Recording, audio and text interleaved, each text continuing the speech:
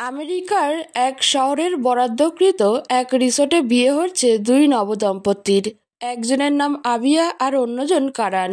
বিয়ের সম্পর্ক সবচেয়ে পবিত্র আর মধুর সম্পর্ক, যার দ্বারা দুইজন নবদম্পতি তাদের নতুন জীবন শুরু করে। সারা জীবন একে অন্যের পাশে থাকার প্রতিজ্ঞা করে। সুখে দুঃখে জীবনের প্রতিটা ক্ষেত্রে তারা ছায়া হয়ে একে অন্যের পাশে থাকে। সময় প্রায় দুপুর 2টা। রিসোর্টের এক রুমে সাদা শুভ্র রঙের শাড়ি পরে মাথায় অবধি ঘোমটা দিয়ে বসে আছে আবিয়া। তার গলায় সাদা হীরের হার, কানে সবুজ আর গোলাপি রঙের ইয়ারিং, হাতে ডায়মন্ডের রিং। সারা শরীরে হীরা আর মুক্তার গয়না থাকলে তার নাকে রয়েছে স্বর্ণের নথ। সাধারণ সাজসজ্জায় আবিয়াকে ভীষণ সুন্দর লাগছে। আবিয়ার ফর্সা মুখে লজ্জার রক্তিম আভা ফুটে উঠেছে, আর তার চোখে রয়েছে শতখানিক স্বপ্ন। আজ তার জীবনের নতুন অধ্যায়ের সূচনা হতে যাচ্ছে। অপরপক্ষে মেঘ তার রুমের আয়নার সামনে দাঁড়িয়ে রয়েছে। বিয়ের অনুষ্ঠানে আজ সকলে সাদা রঙের শাড়ি বা জামাকাপড় পরবে। আমেরিকার বিয়ের অনুষ্ঠানে প্রায় সকলে সাদা রঙের ড্রেস পরে থাকে, যার জন্য এই বিয়ের অনুষ্ঠানের সকলের ড্রেসিং কোড সাদা ঠিক করা হয়েছে। মেঘ সাদা রঙের এক গোল রাউন্ডের জামা পরেছে, তার মধ্যে হালকা সোনালি রঙের পুঁতি দিয়ে কাজ করা। আজ সে শাড়ি পরবে না, কারণ বিয়ের অনুষ্ঠানে তার অনেক কাজ। সকালে কাজিনদের সাথে মিলে যে দুষ্টু পরিকল্পনা করেছে তা সফল করতে হবে। তাছাড়া বিয়ের অনুষ্ঠানে মেঘ আজ ডান্স করবে। যদি শাড়ির মধ্যে পা আটকে পড়ে যায় বা ভুল করে সকলের সামনে তার শাড়ির কুচি খুলে যায়, তবে সর্বনাশ হয়ে যাবে। মেঘ তাই কোনো প্রকার রিস্ক নেয় না। সে শাড়ি পরা বাদ দিয়ে সাধারণ জামা পরে নেয়। মেঘ তার হাতে পরে লাল কাচের চুড়ি, পায়ে একজোড়া রূপোর নুপুর পরে, যা তার মৃত মায়ের শেষ স্মৃতি। মেঘ সাধারণ সাজসজ্জায় নিজেকে মানানসই সাজায়, এরপর ঠোঁটের কোণে এক মিষ্টি হাসি বজায় রাখে। মেঘ রেডি হয়ে আবিয়ার রুমে যায়। সকালে নাচের অনুশীলন শেষে একবার আবিয়ার রুমে গিয়েছিল, এরপর আর যাওয়া হয়নি। আবিয়াকে বউ সাজে দেখার ভীষণ আগ্রহ হলো মেঘের। মেঘ আবিয়ার রুমে গিয়ে দেখে আবিয়া মাথা নিচু করে বিছানায় বসে আছে। আত্মীয় স্বজন সকলে তাকে ঘিরে দাঁড়িয়ে রয়েছে। মূলত তারা নতুন বউকে দেখছে। আর কারানের বাড়ির লোকজন যেহেতু আগে থেকেই এই রিসোর্টে অবস্থান করছে, তাই অনেক মানুষ হয়েছে। মেঘ সকলের ভিড় উপেক্ষা করে আবিয়ার কাছে যায়। বিছানার পাশে বসে আবিয়াকে খুঁটিয়ে খুঁটিয়ে দেখতে থাকে। নববধূ সাজে আজ আবিয়াকে ভীষণ সুন্দর লাগছে। আবিয়া মেঘকে দেখে বলে, মেঘ, তুই এতক্ষণ কোথায় ছিলি? রুমে ছিলাম, তোর বিয়ের জন্য তৈরি হচ্ছিলাম। মেঘ মিষ্টি হাসি দিয়ে কথাটা বলে ওঠে। আজ কতদিন পর মেঘের মুখে সেই চিরচেনা হাসি দেখছে আবিয়া। বাংলাদেশে থাকতে যখন মেঘ আর সে একই ফ্ল্যাটে থাকতো, তখন তারা একসাথে কত মজা করত। বাইরে খাবার খেতে যেত, ছুটির দিন রুমে বসে টিভি দেখতো। মেঘ তখন সবসময় হাসি খুশি থাকতো। কিন্তু আমেরিকায় আসার পর থেকে মেঘ কেমন জানি নীরব আর মনমরা হয়ে গিয়েছিল। আবিয়া মনে করেছিল মেঘ হয়তো তার পরিবার বা দেশ ছেড়ে নতুন জায়গায় এসেছে, যার জন্য তার মন খারাপ। কিছুদিন পর ঠিক হয়ে যাবে। মেঘের পরিবার বলতে সে জামান তালুকদার আর শার্লিন বেগম, সৃষ্টি এদের জানতো। যদিও মেঘ তার ব্যক্তিগত জীবন সম্পর্কে মেঘ খুব একটা কথা বলেনি, তবুও আবিয়ার মনে হতো মেঘের জীবনে হয়তো কোনো কষ্ট আছে, যার জন্য মেঘ সবসময় লুকিয়ে লুকিয়ে কান্না করত, কষ্ট পেত। মেঘকে আজ হাসি খুশি দেখে আবিয়া শান্তি পায়। হঠাৎ নিচে মানুষের হট্টগোল শোনা যায়, কিন্তু সকলে উচ্ছ্বাসিত কণ্ঠে বলে ওঠে, বর এসেছে, বর এসেছে, আবিয়া আপুর বর এসেছে। বর মানে কারান এসেছে। যদিও কারান আর আবিয়ার বিয়ে একই রিসোর্টে হচ্ছে, তবে কারানের মা ফারহানা বেগম বলেছে কারান আজ তার বাড়ি থেকে বর সেজে বিয়ের অনুষ্ঠানে আসবে। কিন্তু আত্মীয় স্বজন আর বাসায় যায়নি, তারা রিসোর্টে থাকে। যেহেতু এখানে বিয়ে হবে, কারান আর আদ্রিয়ান সকাল 11টার দিকে তাদের বাসায় চলে যায়। কারানের পরিবারের নিয়ম অনুসারে বর তার নিজ বাসা থেকে গাড়ি করে বের হয় বউ আনতে। যেহেতু পারিবারিক নিয়ম আর ফারহানা বেগমের আদেশ, তাই আর কেউ মানা করেনি। বর এসেছে কথাটা শুনে আবিয়ার ঘরে থাকা আত্মীয় স্বজন সকলে নিচে চলে যায়। ঘর এখন সম্পূর্ণ ফাঁকা। মেঘ আর আবিয়া ছাড়া অন্য কোনো ব্যক্তি উপস্থিত নাই। আবিয়া মেঘকে কিছু বলার উদ্দেশ্যে তার দিকে তাকায়। হঠাৎ আবিয়ার চোখ যায় মেঘের হাতে কাটা স্থানের দিকে, যেখানে ব্যান্ডেজ করা। আবিয়া বিচলিত কণ্ঠে বলে ওঠে, মেঘ, তোর হাতে কি হয়েছে? ব্যান্ডেজ করা কেন? মেঘ তার হাতের দিকে তাকায়। কালকের রাতের ঘটনার কথা মেঘের মনে পড়ে। সাথে সাথে তার চোখে মুখে থাকা হাসি বিলীন হয়ে যায়। মেঘ সত্যি কথা বলতে পারবে না আবিয়াকে, তাই মিথ্যা অজুহাত দিয়ে বলে ওঠে, কাল রাতে হঠাৎ করে ওয়াশরুমে পড়ে গিয়েছিলাম। ওয়াশরুমের দরজার চিপায় হাত চলে যায়, যার জন্য সামান্য একটু কেটে গিয়েছে। আবিয়া মেঘের কেটে যাওয়া হাত আলতো হাতে ধরে বলে, তোর নিশ্চয়ই অনেক ব্যথা লেগেছে মেঘ। শরীরের ব্যথা সকলে দেখতে পায়, কিন্তু মনের ক্ষত না। মেঘের মনে যে ব্যথায় প্রতিনিয়ত রক্তক্ষরণ হচ্ছে তা শুধু মেঘ অনুভব করে। মেঘ দীর্ঘশ্বাস ফেলে বলে ওঠে, কিছু কিছু আঘাত সবসময় কষ্ট আর ব্যথা দেয় না। জীবনে আঘাত পাওয়া খুব জরুরি। যখন কষ্ট, দুঃখে, ব্যথায় মানুষের দেয়ালে পিঠ ঠেকে যায়, তখন মানুষ ঘুরে দাঁড়ায়। মনের সকল বাধা বিপত্তির সাথে একাই লড়াই করে, আবার একাই নতুন জীবন শুরু করে। মেঘের কথা আবিয়া বুঝতে পারে না, তার বুঝার কথাও না। আবিয়া শুধু মেঘকে সান্ত্বনা দেয়, যাতে সে তার মনে কোনো দুঃখ কষ্ট লুকিয়ে না রাখে। যদি কোনো কষ্ট থাকে তবে যেন তার সাথে শেয়ার করে। কিন্তু মেঘ মুখ ফুটে কিছুই বলে না। সে মিষ্টি হাসি দিয়ে বোঝায় তার মনে কোনো কষ্ট নাই। মেঘ আর আবিয়ার কথার মাঝে নিচ থেকে সকল কাজিনরা মেঘকে ডাকতে থাকে। বর এসেছে, মেঘকে যেতে হবে। সকালে যা পরিকল্পনা করেছে তা সফল করতে হবে। মেঘ আবিয়ার রুম থেকে বের হয়ে নিচে চলে যায়। রিসোর্টের গেটের সামনে দাঁড়িয়ে রয়েছে কারান আর আদ্রিয়ান সহ আরও বন্ধু বান্ধব। আবিয়ার মা তৃপ্তি বেগম তাদের গাড়ি থেকে মিষ্টি আর আংটি দিয়ে নামায়। কারান আর আদ্রিয়ান একই গাড়িতে রয়েছে। তারা একসাথে নামে। কারান গাড়ি থেকে নেমে গেট দিয়ে বাড়ির ভিতরে প্রবেশ করতে যাবে, তখন আবিয়ার কাজিনরা তাদের আটকে দেয়। আরে কারান ভাই, কোথায় যাচ্ছেন? কারান যেহেতু কাজিনদের আগে থেকেই চিনে আর তাদের সাথে সে যথেষ্টই ফ্রি, তাই কারান বলে, বিয়ে করতে এসেছি, বউয়ের কাছে যাচ্ছি। কারান বেহায়ার মতো বলে ওঠে কথাটা। কাজিনরা সকলে হেসে ওঠে। কাজিনরা বলে, বউয়ের কাছে অবশ্যই যাবেন, কিন্তু তার আগে পকেট থেকে সামান্য 5 লাখ টাকা বের করে দিবেন। 5 লাখ টাকা? আর 5 লাখ টাকাকে সামান্য বলছো তোমরা? জি কারান ভাই, অতি সামান্য টাকা। 5 লাখ টাকার চেয়ে 1 টাকাও কম হলে এই গেট খোলা হবে না।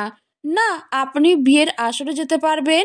5 লাখ টাকায় কটা শূন্য থাকে তোমরা তো জানো। এত টাকা আমি দিতে পারবো না। তবে আজ আপনার বিয়ে করাও হবে না কারান ভাইয়া। সকলের ভিড়ে পিছন থেকে একজন কথাটা বলে ওঠে।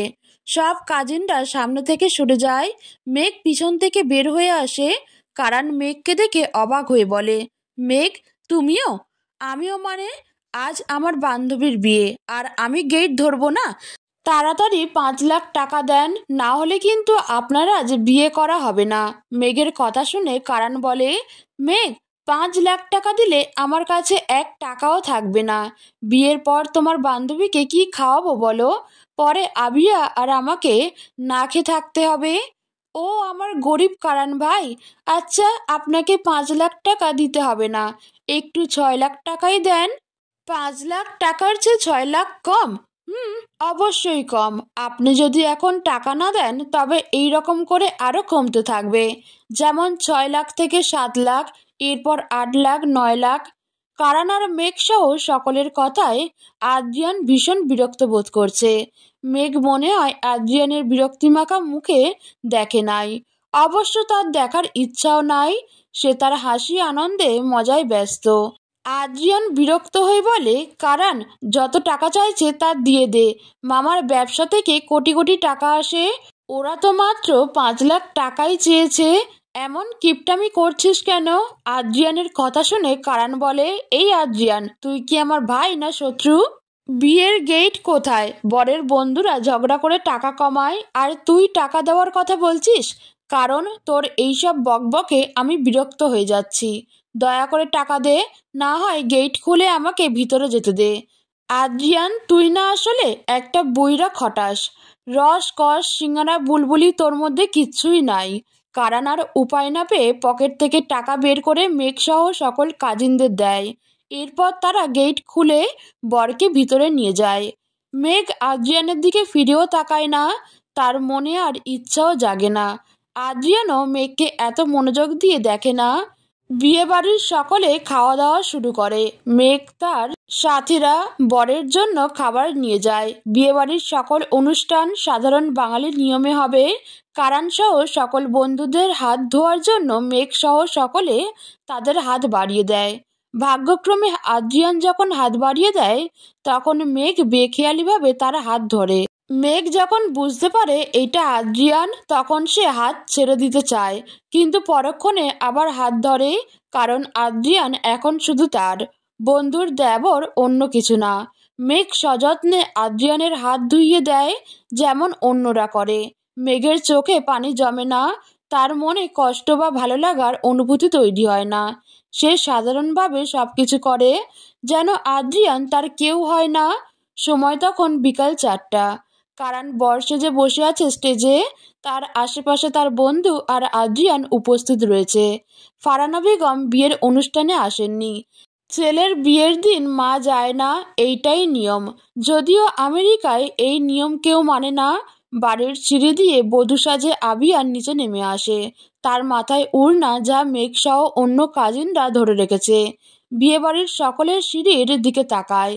মেঘ সহ সকল কাজিনরা আবিয়াকে নিচে নিয়ে আসে। কারণ আবিয়াকে বউ সাজে দেখে মুগ্ধ হয়ে তাকিয়ে থাকে। কি সুন্দর লাগছে তার বউপরীকে। কারণ যেন চোখ সরাতে পারছে না। আবিয়ার স্টেজ আসার সম্পূর্ণ রাস্তায় ফুলের পাপড়ি বিছিয়ে দেওয়া হয়েছে। আবিয়া স্টেজে বসে থাকা বর সেজে থাকা কারণকে দেখে। কারণ তার দিকে মুগ্ধ হয়ে তাকিয়ে আছে। দেখে আবিয়া লজ্জা মিশ্রিত হাসি দেয়। মেঘ শুধু তাকিয়ে থাকে আবিয়ার দিকে। ভালোবাসার মানুষের সাথে যখন বিয়ে হয় তখন মানুষ কতটা হাসি খুশি থাকে, তবে পূর্ণতা যে সবসময় প্রেমের বিয়ের মধ্যেই আসবে তা কিন্তু ভুল। পারিবারিকভাবেও বিয়ে হলে মানুষ সুখী হতে পারে। প্রতিটা মানুষ তার জীবনে উত্তম একজন জীবন সঙ্গীকে চায়, যে মানুষটা শুধু তার হবে, একান্ত ব্যক্তিগত তার। আবিয়াকে স্টেজে নিয়ে যাওয়া হয়। কারণের পাশে বসায় আবিয়াকে। আবিয়া মাথা নিচু করে বসে আছে। সকল কাজিনরা ছবি তুলছে, ভিডিও করছে। কারণ আবিয়ার সামান্য কাছে যায়। এরপর ধীরে ধীরে বলে ওঠে, ইস, আজ আমার বউকে দেখতে কত সুন্দর লাগছে। বউ এত সুন্দর হয়ও না, আমার তো নজর লেগে যাবে। কারণের কথা শুনে আবিয়ার লজ্জার পরিমাণ দ্বিগুণ হয়ে যায়।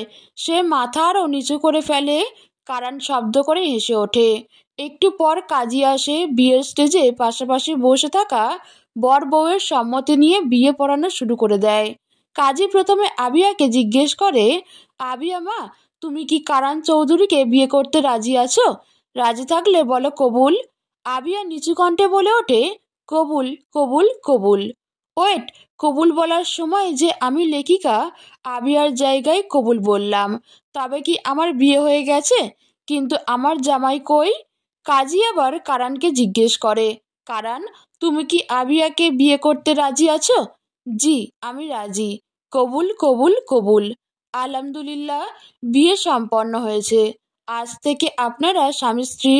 আবিয়ার কবুল বলার সময় মেঘ একবার তাকায় আদ্রিয়ানের দিকে। 14 বছর বয়সে সেও এই মানুষটার জন্য কবুল বলেছিল, তাকে স্বামী হিসেবে গ্রহণ করেছিল।